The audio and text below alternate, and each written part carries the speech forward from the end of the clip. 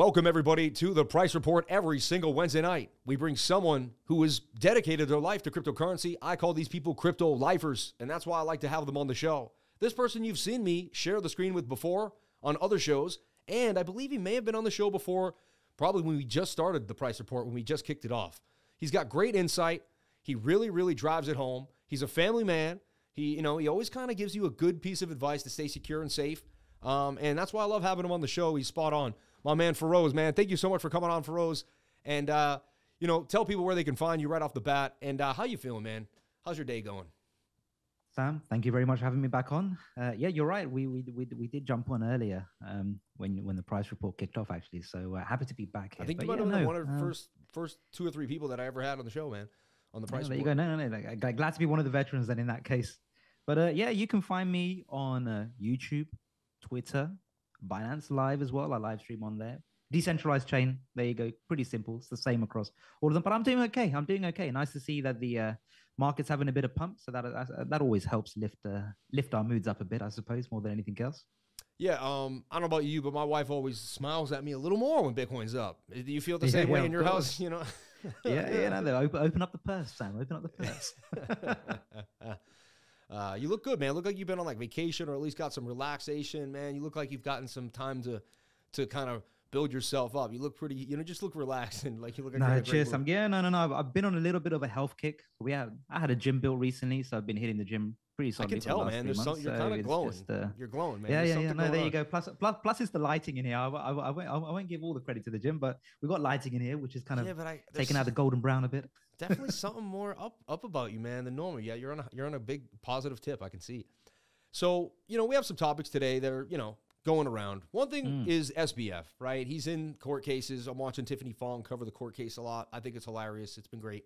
Not funny what he did to people, but just, how he trips around on the stand. Now, his story doesn't match Carolyn Ellison's, obviously makes pretty much sense. Now, what happened there? Was she the girl gone wrong? Do you think he kind of led her on? Do you think he was dating her just to kind of get her to do things? What's your thought there? And do you also think is she innocent? And is he just trying to kind of paint this picture of confusion so he can try to get off? No, I did think long and hard as to whether any of those guys involved, right? Whether it's Caroline, whether it's SBF, whether it's the other chap as well, whether any of them were innocent. And, a part of me likes to think that they all started off the journey, because it's a bull run. We've brought in, it's a new exchange. People are talking, they've got the connections. They're from what I'm going to call privileged backgrounds as well at the same time. So, in a way, they much really felt that they were making some sort of change, some sort of difference in this space.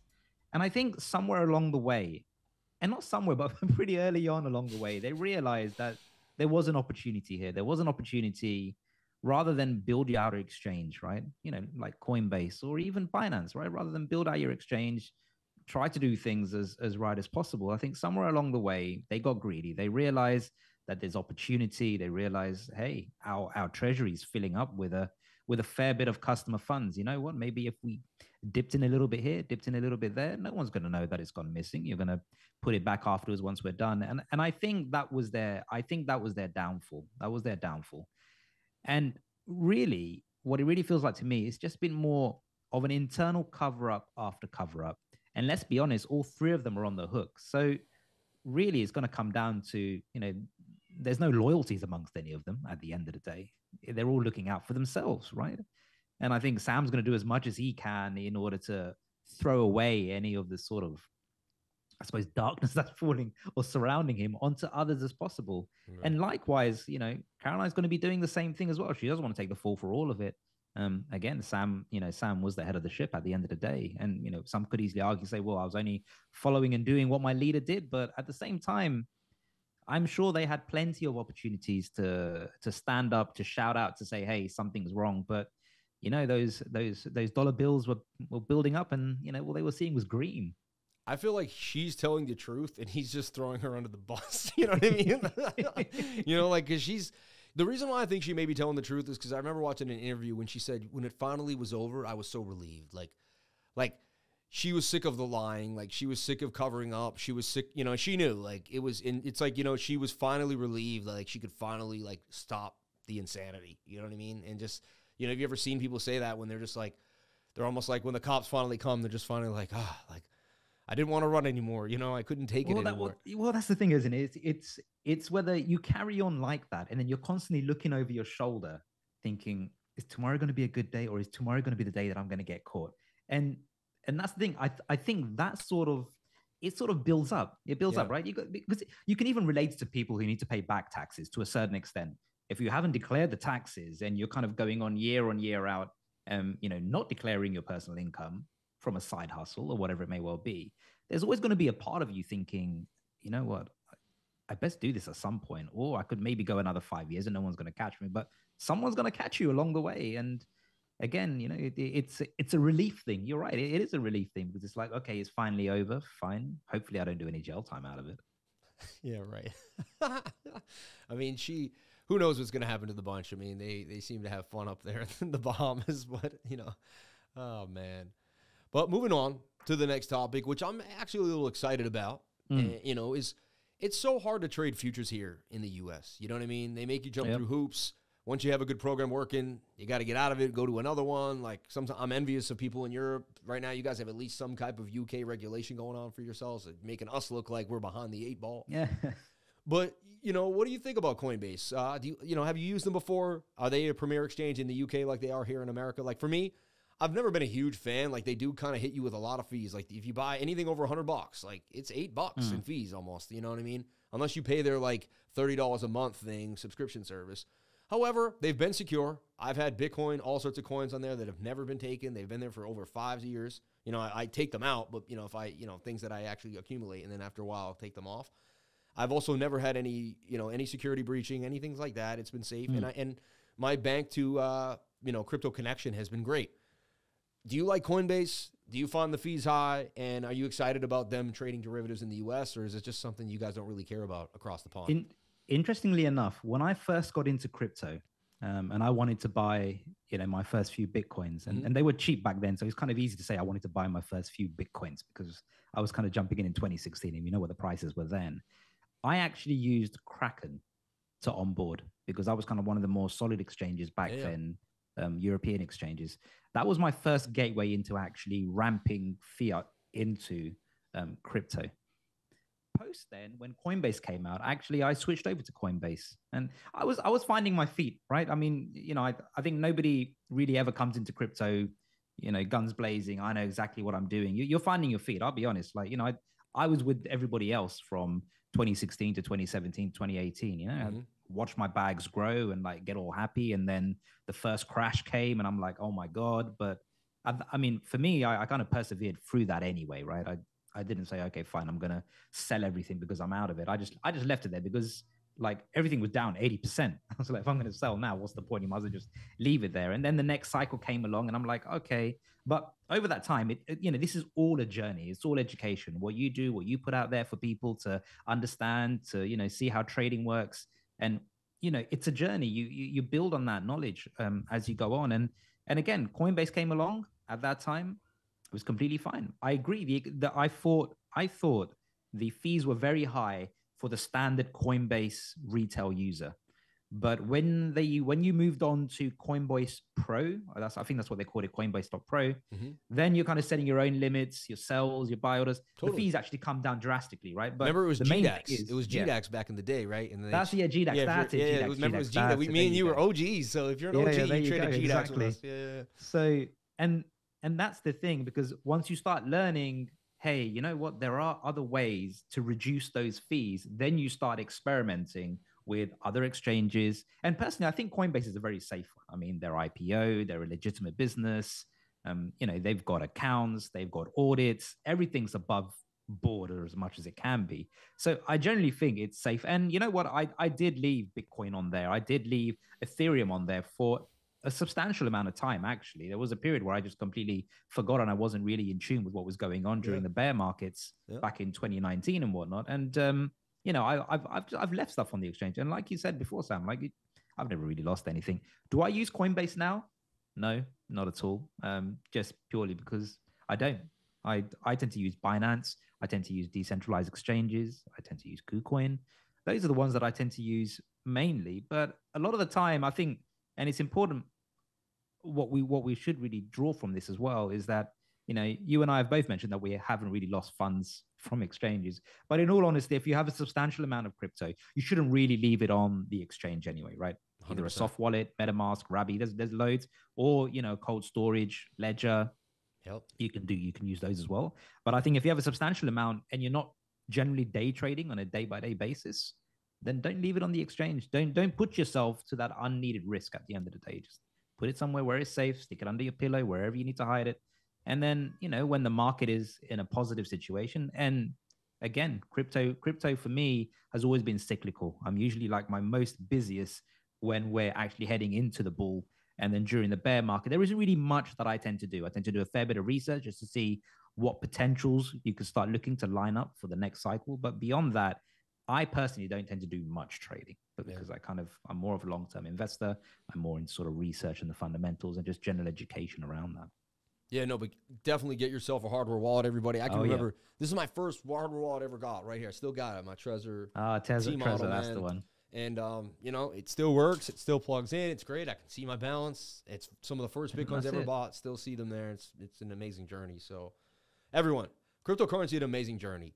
No matter when you get in, 2015, 16, now, 2022, if you get in 2 years from now, everyone feels late, but there's opportunity in it. It's still an emerging technical economy that has so much coming our way. Like, it's an industry that is just getting started. So you're really at the beginning stages. Everyone feels late. And again, we've had some bull runs before, but don't be discouraged, everyone. If you're just getting into cryptocurrency, you're at the right place at the right time. I'm telling you right now. So stay tuned for more.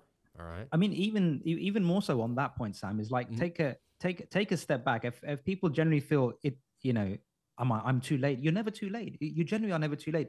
If you have, there are plenty of charts online. When you look at, there's a really good one where they show the Bitcoin rainbow chart. But on that particular site, I think it's bitcoin.com or whatnot, it may be. But on that site, they have a DCA. They have a DCA table. Had you DCA'd into crypto, top 100, top 200, they do it by asset by each single digital asset. They have it down by that. And you actually have a look from like all the way from 2013, had you been DCAing in. And like I said, it's cyclical. At a certain point in time, when you look at that chart, and usually it's in the bear cycle of the previous bull run, you tend to see big red numbers. Minus 56% had you been DCAing in from the beginning of that year. Minus 20, and it goes on for a couple of years. But interestingly enough, when you look at the 4-year cycle in crypto, those eventually over time become green. They've always become green. In fact, if you go back and have a look at any DCA chart from 2013, the likelihood now is that had you been DCAing into crypto, it is all going to be in the green, regardless of whatever year up until last year.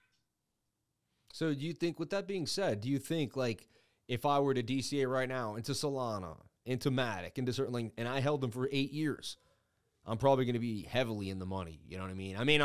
I may have to ride this next rally up and down, but if I'm willing to hold 8 years straight, such a good high probability that any DCA you touch now is going to be, because it's such an emerging market, right? Like we'll go to 5 trillion, 6 trillion, 10 trillion.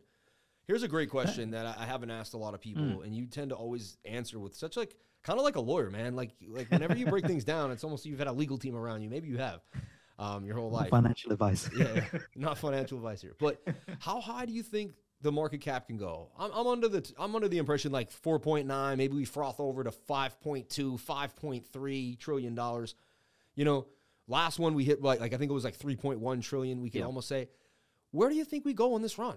Do you think we go well past the last market cap? Because that's important, because everyone's going to 50x, 60x, right? And to find out what your coin's going to do, like can Cardano get to 80 billion or further than it did before? Well, if we get to a $5 trillion market cap, so I'm really interested to see your number, man. Where do you think we'll be? Yeah, no, and I think that's an important thing that you've mentioned. Actually, you need to, whenever you hear anybody talk about any type of cryptocurrency, at the end of the day, right? Market cap is very important. And I'm not talking about I'm going to answer the global market cap in a second, but I'm talking about the local market cap of the digital asset that you're interested in. Amen. Right? You need to have a look at the market cap of that, because if you're thinking it's going to do, say, an 80 or 100x, just sit back and actually have a look at the market cap and see realistically where it is. Because if doing that 80 to 100 takes the market cap up to like 1 trillion, like and you can do, right? With meme coins, they can go stupidly like that, right? You see people saying so-and-so to $1, this to $2, right? But actually, if you think about it, it's got to have a higher market cap than Bitcoin. So market cap is really important. Now, once you've had a look at that, and this is just a bit of education, if you will, right? Shiba Inu to $1, right? Exactly. And if it did, have a look at what the market cap is, because you might really realize it's bigger than the entire market cap of the entire crypto industry, right? The whole world left to mine all the gold. Yeah, it's so funny, right? Exactly, right? And so this is where this really, I use this to ground me, actually. This is what I tend to use. If I'm looking at plays, I'm thinking, how high do I realistically think it's going to go, where I want to jump off, where I'm comfortable to jump off, and where I'm jumping off, where is the market cap of that digital asset, and where is the market cap of the entire crypto space, right?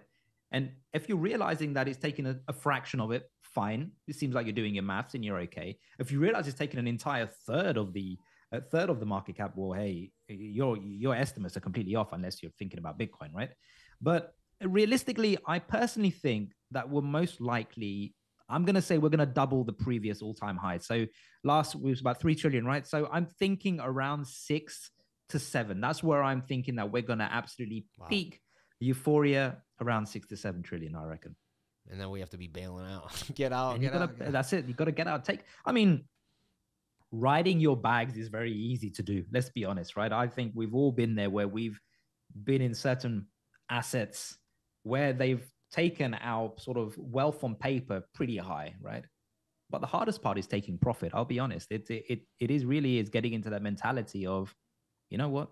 I'm happy. I'm content. This is what my plan was, 70, 80, 300% gain. And I was jumping off, or I'm slowly DCAing out.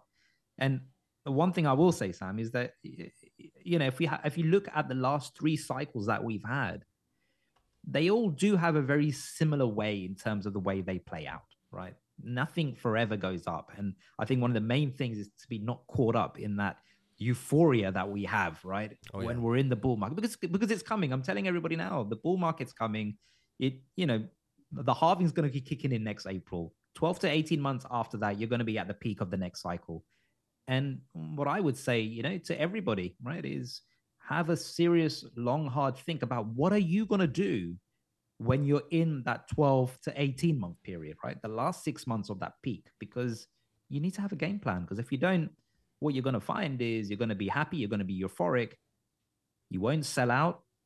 The likelihood is it will drop down, and then you're going to have to wait another 2 to 3 years until you reach it. And actually, interestingly enough, Sam, one thing that I will say is, in all honesty, it does take roughly, I would say, a couple of cycles for anyone coming into crypto to understand when to actually take profit and say, you know what, I'm going to take it all out. Yeah. I've met a few people. It's funny. I've met a few young traders who like for me, it took me more than one cycle, but I've met some people, they joined my trading group within a year. They're able to sell immediately. You know what I mean? Yeah. And it's their upbringing. It was something about for me, it's like, it depends on a lot about how you were raised. It's funny. Before we started this, we had our little previous convo, our green room convo before we got into the real interview. And we were discussing God, and I just want to, you gave me this epiphany that I didn't think I was going to say, but today I just sold Solana. All right. It was at 42. I got in at $20. And had I lived in fear, I would say, but it's going to keep going. And then I'm going to miss out.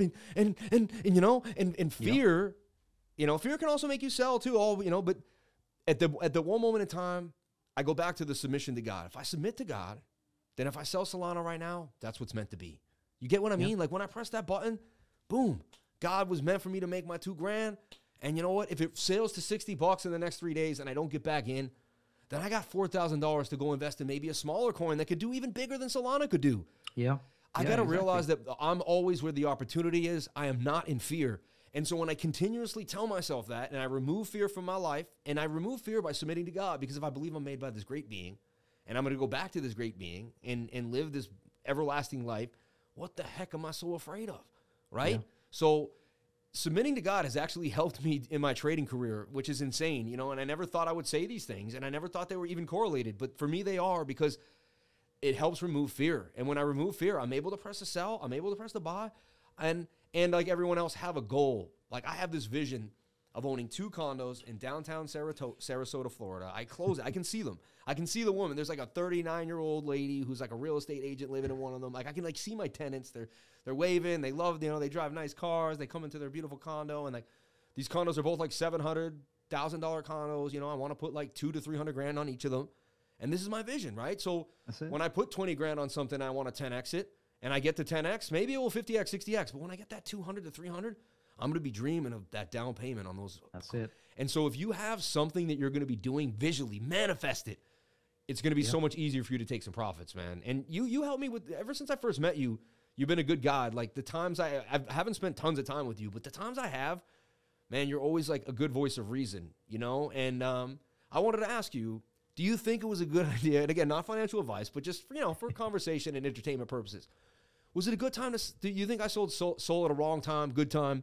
What's your take on it?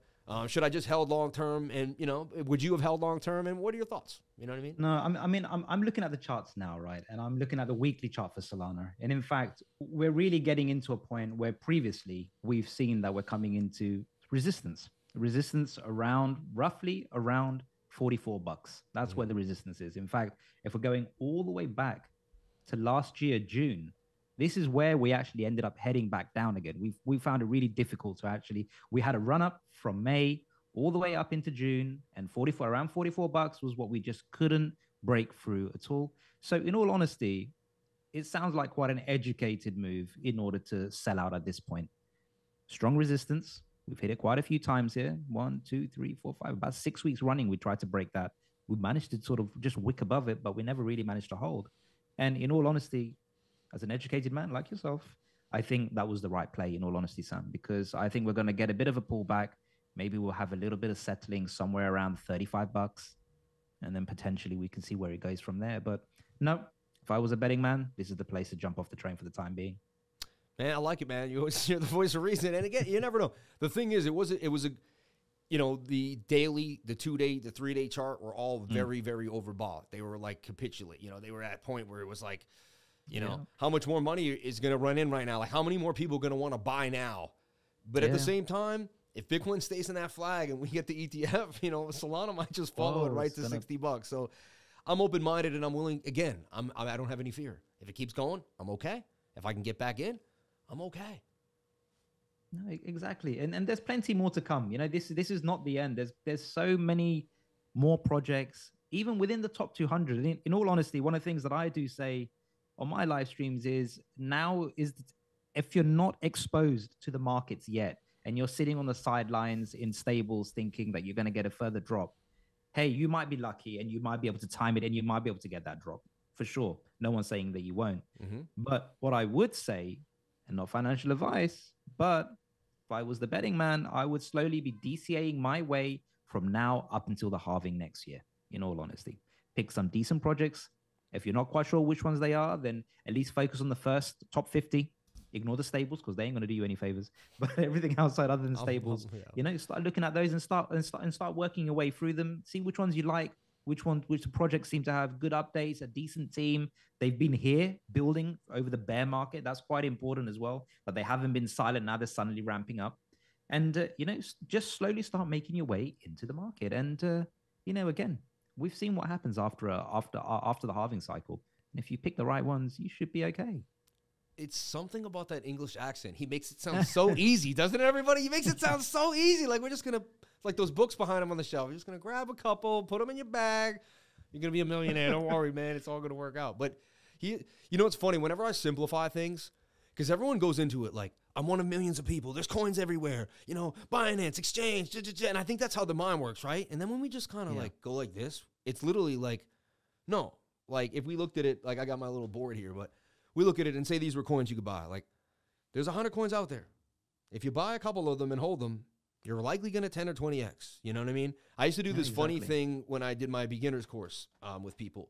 I do one-on-ones a lot, and I'd sit with someone, and it was after the run already happened, and we were kind of coming down in the bear market, and I would show them my list of coins that I have. Like, and I had AVAX all the way to Zilliqua, you know, and I got like a 5,000, you know, every coin in the game.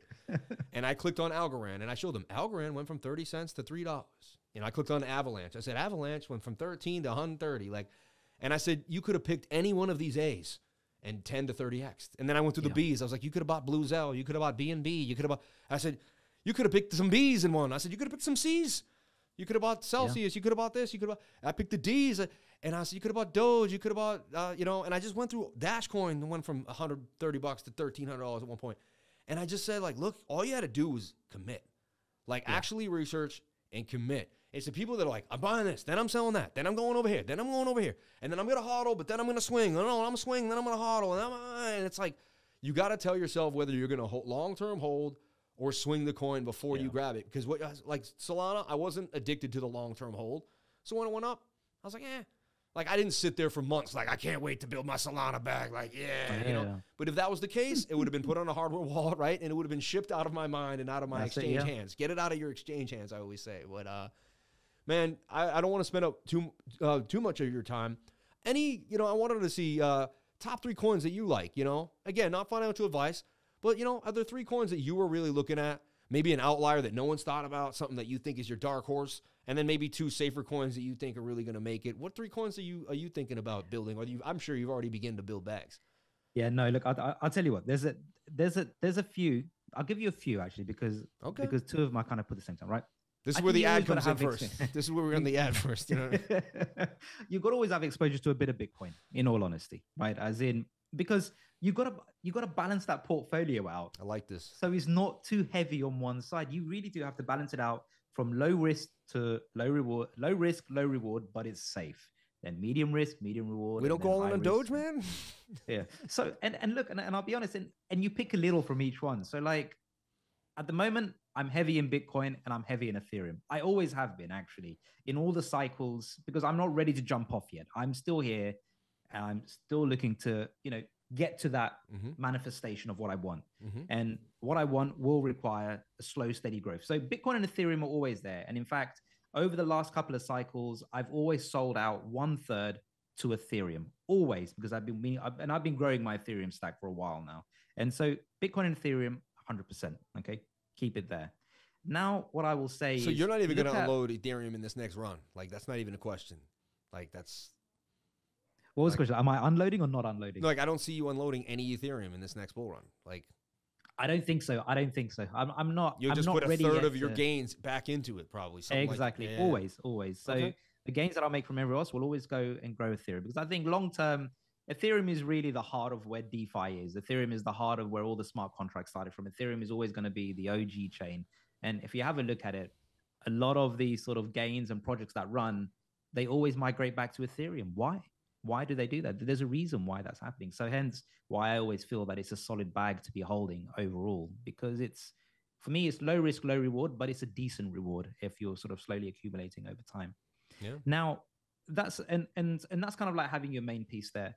The other thing that I would say is DEXs. I think in the next bull run, DEXs will certainly have their time. And there's a couple of DEXs I'll mention actually. There's Rocket Vault, which I've been slowly accumulating.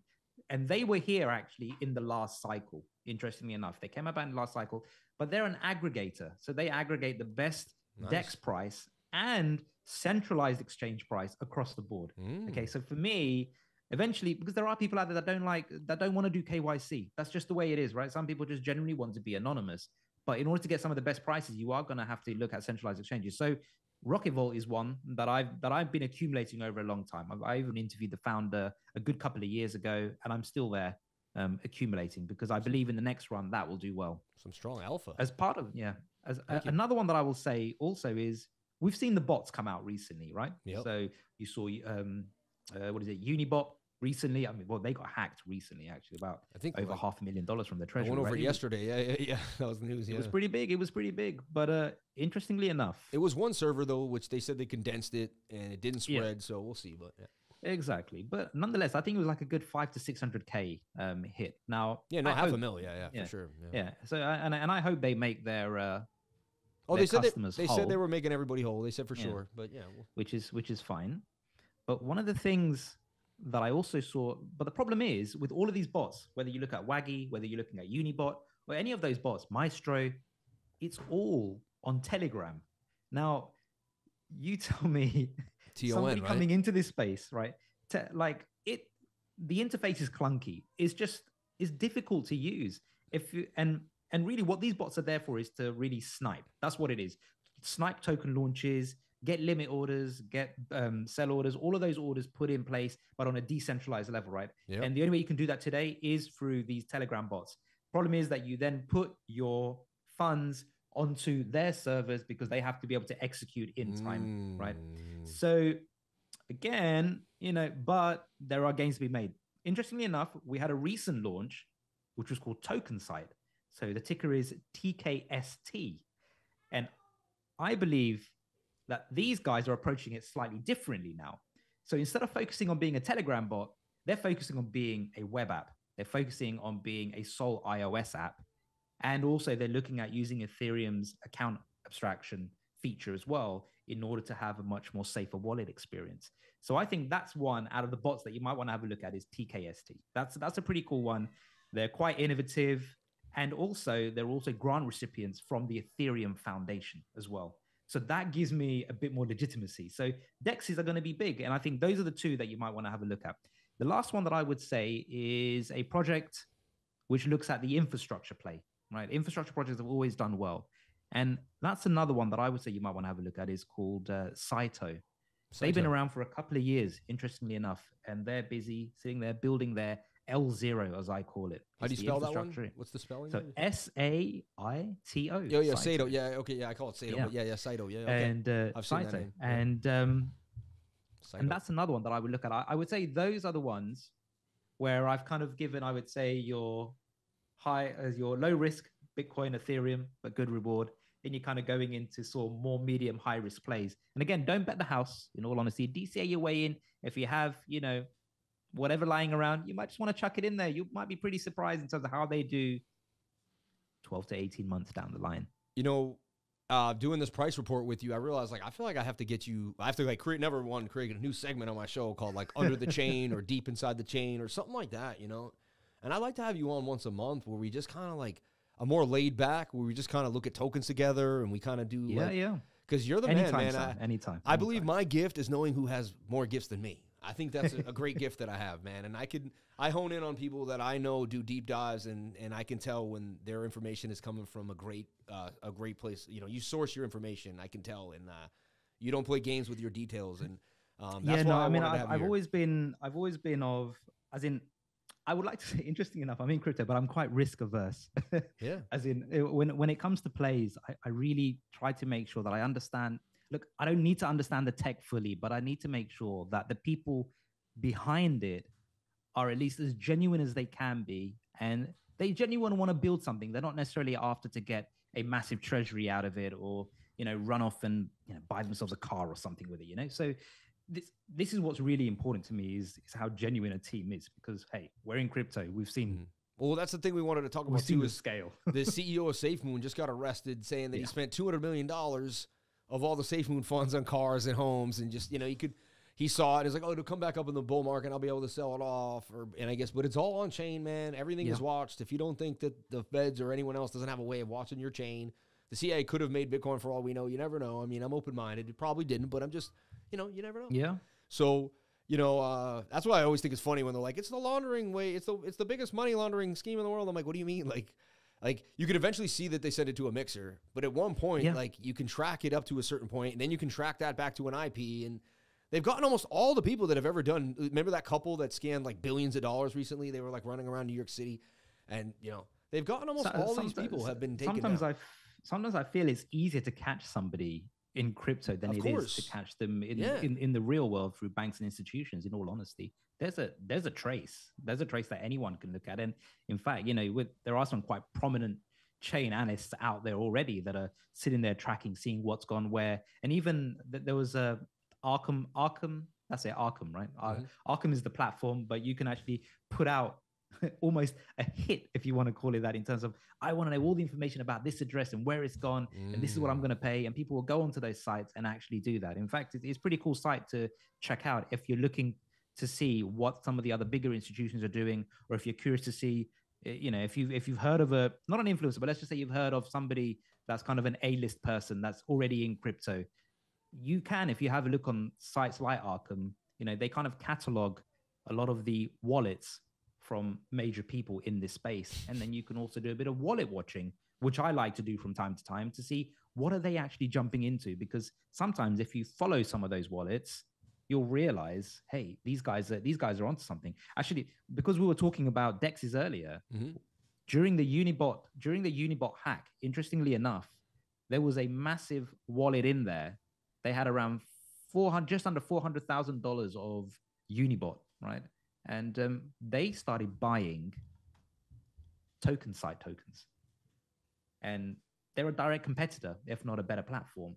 So, like you start looking at these breadcrumbs, Sam. And then Hey, someone knows something. Something's going on. Well, if one large holder's buying somewhere here, what's happening here? So you start following these things. Well, I was looking in Pepe, and I kept seeing the tweets. And I'm not a huge meme guy too, but I'll jump in. Like, I'm an opportunist. Yeah. Like, I don't shy away from anything that could give me an opportunity, And I went to DBank. DBank's a great place where you can put in your address. A great place, yeah. Because you'll forget. I forgot half the things I did on DeFi at one point. And you could throw it into DBank and be like, oh, yeah, I did have a stake going over here. And it can kind of track all the things that you've done, exactly. And it was showing me these wallets, right? And it was showing, this one guy got $1 billion in Pepe. And I'm like, if this guy's buying $1 billion in Pepe, then there's a chance that maybe, so I like looking at some, I don't want to know really who it is, but I like seeing like all the money and where it's going. But interestingly, Sam, it's quite important what you just said there. If you have a look at Pepe and have a look at the contract address for Pepe, and one of the things that I like to also do is when some of these tokens pump, is put the token, just take the contract address and put it in Twitter as a search. Okay. And have a look at who the account was, the very first ever account that mentioned that contract address. Because then you can start looking at that account and seeing, well, what other contract address have they been the first to mention? And interestingly enough, I went down a rabbit hole doing this, and I ended up in this Telegram group, which was all in Chinese, actually. And but this group particularly had just token addresses popping up one after the other. And that's where I traced it back to. So you can always find alpha that way as well, by trying to find where the source came from. So you just dropped cool this is why people got to come to my channel. I'm telling you, you never know what you're going to learn. Feroz, man, you just dropped so much awesome knowledge. Again, decentralized chain. That's where he is. Decentralized chain. Is that DE or a D? And it's DE centralized, just the way we spell it, right? Yeah. It's decentralized, but the British way, Sam, with an S and not a Z.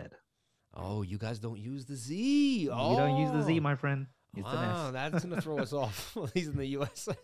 So decentralized chain with an S. In fact, I had someone once comment on my video. They were like, you spelled that wrong. Hey, man, and you were like, you spelled it wrong. Like, don't learn how to spell. Don't ever tell a guy from the UK that he misspelled his words. I was like, man, come on.